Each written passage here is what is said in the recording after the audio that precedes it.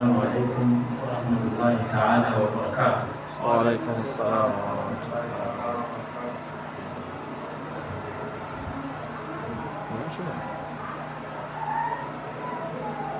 الذين آتيناهم الكتاب يعرفونه كما يعرفون أبناءهم وإن فريقا منهم ليكتمون الحق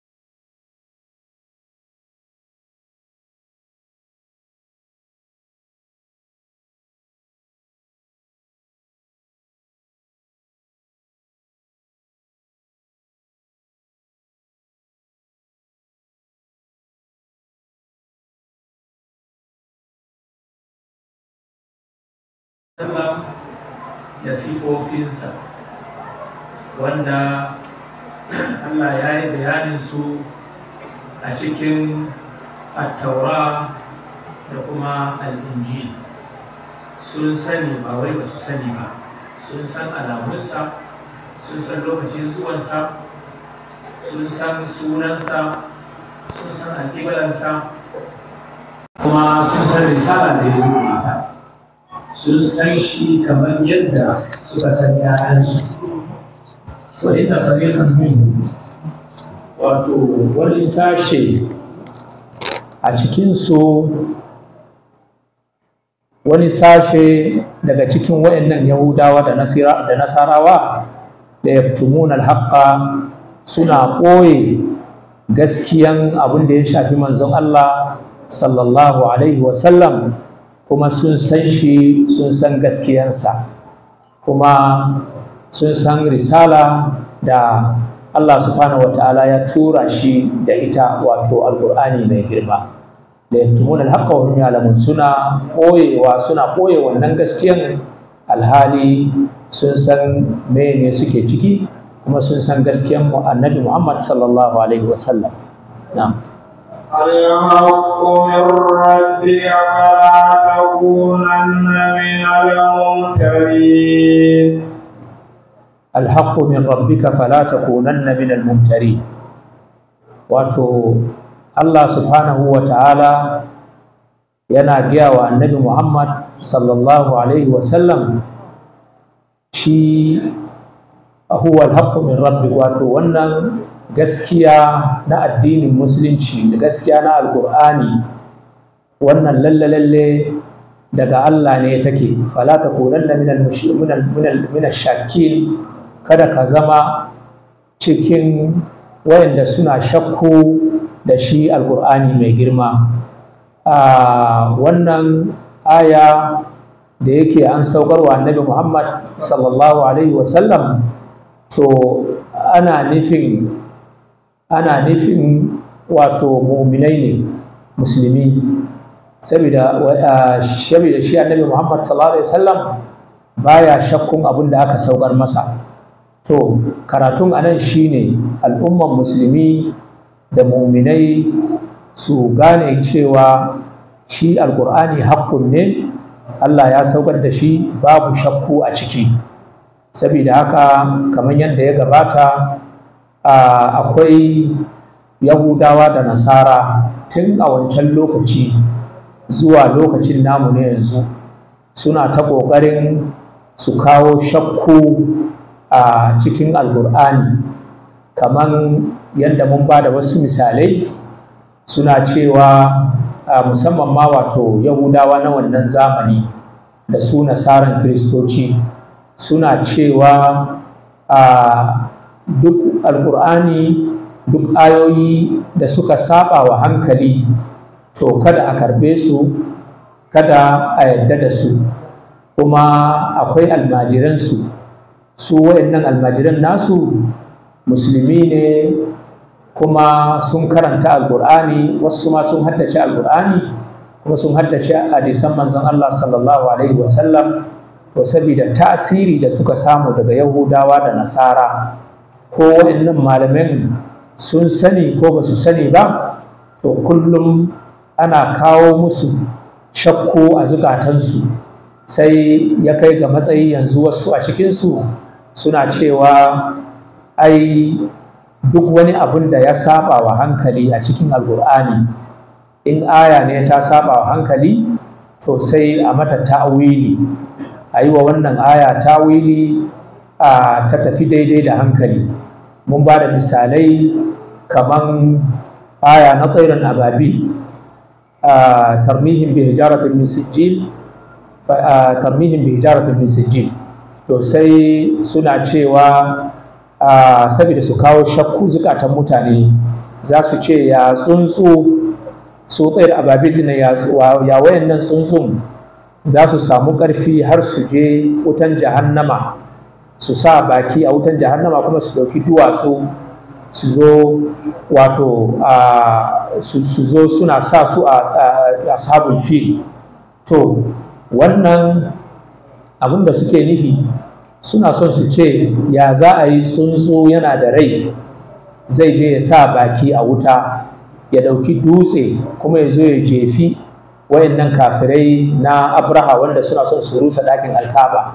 To sai suna cewa ai wannan ya saba wa hankali, ya kamata a yi wa wayannan ayoyi tawili, a ce kamar virus ne abun, don ba zai yiwu ba tsuntsu ya je wutan jahannama, in ya je ai shi ne farkon wanda wutan zai kone shi. To wayannan duka abubuwa ne na shakku wanda su wayannan turawa da mushrikai har yanzu suka sa a zukatan wasu mutane wanda suna kiran kansu musulmi. Kamar al-Isra wal Mi'raj, wannan tafiya da Annabi Muhammad sallallahu alaihi wasallam ya yi da mala'ika Jibril, ya je Baitul Maqdis, daga nan Baitul Maqdis ya je sama na farko zuwa na biyu zuwa na bakwai, dai duka dai an san hadisi da ya yi magana akan wannan. To nan ma suna cewa don su kawo shakku a zukatan mutane, suna cewa Annabi Muhammad sallallahu alaihi wasallam ba da jikinsa aka yi Isra da Miraj ba, an yi Isra da Miraj ne a cikin mafarki, wato rai ne wanda ta yi wannan tafiyan, ba gangan jikinsa ba. To waɗannan duka suna daga cikin tasirin Yahudawa da Nasara, wanda yanzu an samu wasu ba da sunan musulmi masu bin irin waɗannan abubuwa. To Allah yana cewa alhaqqu min rabbika fala takunanna minal mumtarin. Lalle wannan maganar alkur'ani gaskiya ne, saboda haka karka kasance cikin masu shakku a ciki. Na'am. ولكل وجهة هو موليها فاستبقوا الخيرات أينما تكونوا يأت بكم الله جميعا إن الله على كل شيء قدير. ولكل وجهة هو موليها فاستبقوا الخيرات أينما تكونوا يأتي بكم الله جميعا إن الله على كل شيء قدير. kowace al'umma, Allah yana cewa kowace al'umma cikin al'ummu tana da alƙiblanta, tana da nata alƙibla a lokacin da za su yi sallah. da kulli ummatin min al'umam qiblatin yatawajjahu ilaiha kullu wahidin minha fi salatihi. Wato kowace al'umma Allah ya sa suna da alƙiblansu da suke fiskanta. To ya ku muminai, Allah yana cewa fabadiru ayyuhal mu'minun, ya ku mu'minai ku yi ƙoƙari mutasabiqina, wato ku yi rige-rige wajen aikin alheri ila fi'lil a'mal salihah, ku yi rige-rige wajen aikin alheri allati shara'a Allah lakum, wanda Allah subhanahu wa ta'ala ya shar'anta muku na daga addinin musulunci. Kuma Allah subhanahu wa ta'ala zai hada ku gaba daya ranar alkiyama, zai hada ku gaba daya. Inna Allah ala kulli shay'in qadir, shi Allah subhanahu wa ta'ala yana da ikon yayi komai da komai. na'am. ومن حيث خرجت فول وجهك شطر المسجد الحرام وإنه للحق من ربك وما الله بغافل عما تعملون. ومن حيث خرجت فول وجهك شطر المسجد الحرام وحيث ما كنتم فولوا وجوه. نعم. ومن حيث خرجت فول وجهك شطر المسجد الحرام وإنه للحق من ربك وما الله بغافل عما تعملون. wato anan Allah subhanahu wa ta'ala yana gaya wa annabin rahama manzon Allah sallallahu alaihi wasallam, yana cewa wa min ayyi makanin kharajta, duk inda ka fita ya kai annabi, in ka kasance kana cikin tafiya ne ko kuma kana son ka yi sallah, to ka fiskanci almasjidil haram, ka fiskanci alƙibla, wato alkaba kenan, masallacin alharam almakki. Idan wa in tawajjahta ilayhi lahu alhaqqu sabit min rabbi, to wa inna tawajjuhaka ilayhi, sabida fiskantan shi wannan masallaci na alkaba, lalle wannan shine abinda Allah subhanahu wataala ya shar'anta, kuma Allah ba ghafili bane akan abubuwa da kuke yi, kuma zai saka wa kowa da alheri akan abin da yake yi. Wannan aya tana nuna mana cewa shi ko matafiyi in ya fita duk inda yake tafiya, to ya fuskanci almasjid, ɗakin alkaba, wato almasjid alharam, wajen yin sallah ka fuskanci ɗakin alkaba. Kaman da ana fuskantan baitul maqdis ne, to waɗannan ayoyi wanda muka fara karanta su tun jiya suna nuna mana cewa Allah subhanahu wa ta'ala ya umurci annabi Muhammad sallallahu alaihi wasallam ya fuskanci ɗakin alka'aba, maimakon da yana fuskantar ɗakin baitul maqdis. To bayan annabi alaihi salatu wassalam ya tafi madina, ya yi hijira zuwa madina, bayan watanni 17 sai mala'ika jibril ya sauka, aka umurce shi cewa ya fuskanci ɗakin alka'aba maimakon ya fuskanci baitul maqdis. To ƙibla an juye ta zuwa ɗakin alka'aba, to Allah subhanahu wa ta'ala ya umurce shi ya yi wannan. Sa'annan sahabbai ma sun yi wannan ɗin, kuma wannan canjin an samu ne a sallar la'asar, a lokacin da annabi Muhammad sallallahu alaihi wasallam an yi masa wahayi ya juye ya fuskanci ɗakin alka'aba. Daga nan su sahabbai an ce su ma akwai wani sahabi lokacin da ya ga annabi alaihi salatu wassalam ya fuskanci ɗakin alka'aba, sai yana cikin tafiya sai ya ga wasu musulmi suna sallah amma sun fuskanci ɗakin baitul maqdis saboda ba su da masaniya.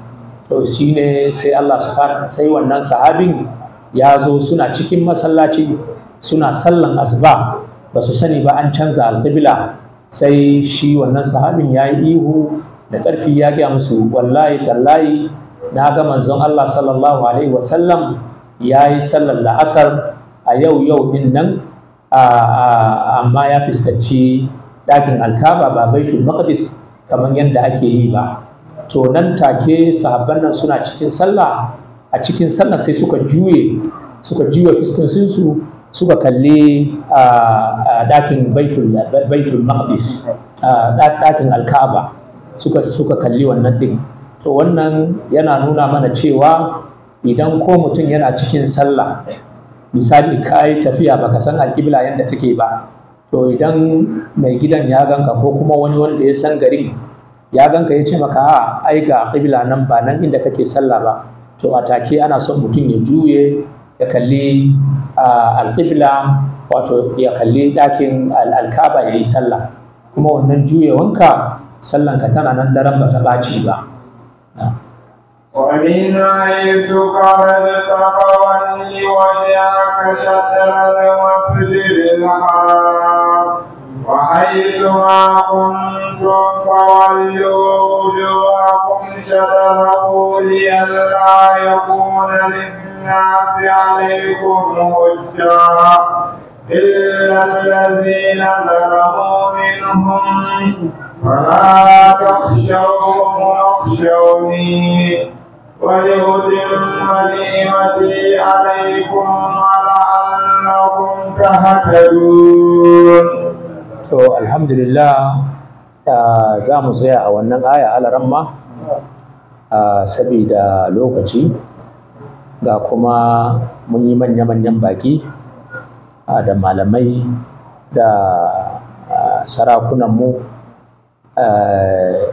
Dole ne a dan ba su lokaci, tunda mukan mun dade muna a nan wurin. Yau muna da kusan kwana 26 ko muna nan muna karanta alkur'ani mai girma. Saboda haka za mu yi amfani da wannan dama, insha Allah za mu roƙi Allah subhanahu wataala Allah ya kai mu wani Ramadan din, Allah ya kai mu muna nan da rai da lafiya, za mu fara daga wannan aya insha Allah ta alqibla. To daga ƙarshe, kafin mu ba 'yan uwa su tofa albarkacin bakin su, ina tuna wa 'yan uwa cewa annabi alaihi salatu wassalam yana cewa a wani hadisi, man la yashkuru nas la yashkuru Allah, wato duk wanda baya gode wa mutane ba zai gode wa Allah subhanahu wa ta'ala ba. A wani hadisi yana cewa man asda ilaykum ma'rufan fakafi'uhu, duk mutumin da ya muku aikin alheri to ku saka masa da alheri, ku saka masa fakafi'uhu, ku biya shi. Fa in lam tajidu ma tukafi'unahu bihi fad'u lahu hatta tarawna annakum qad kafa'tumuhu. Idan ba za ku iya saka mishi ba, to sai ku yi ta masa addu'a, har sai in kun ga kun saka masa da alheri. Muna mika godiya ga na farko, muna mika godiyanmu ga kwamitin wannan masallaci wanda ta shirya wannan wa'azi mai albarka na alkur'ani a wannan masallaci wanda ba a ma daɗe da buɗe shi ba. Muna buga godiya ta musamman, kuma muna roƙon Allah subhanahu wataala ya saka musu da alheri, kuma muna roƙon Allah subhanahu wataala, muna miƙa godiya kuma wa media, wato 'yan uwa wanda ba su gaji ba tun daga farkon wannan wa'azi, suna nan suna ɗaukan hotuna, suna ɗaukan bidiyo, kuma suna yaɗa shi ba inda ba a ganin wannan wa'azi na wannan masallaci mai albarka. Su ma Allah ya saka musu da alheri. Haka za muna miƙa godiyanmu ga 'yan agaji wanda su ma suna nan suna ta hidima a nan, su ma Allah ya saka musu da alheri. Kuma muna miƙa godiya ga duk mahalatta participant wanda kusan kullum suna zuwa nan suna jin wannan wa'azi, mu Allah ya saka musu da alheri.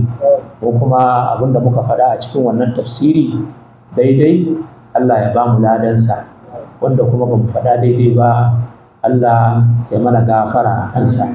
To za mu ba da wannan abun magana wa 'yan uwa 'yan kwamiti, in akwai wani program da aka shirya sai a fara insha Allah. Jazakumullahu khairan, wassalamu alaikum wa rahmatullahi ta'ala wa barakatuh.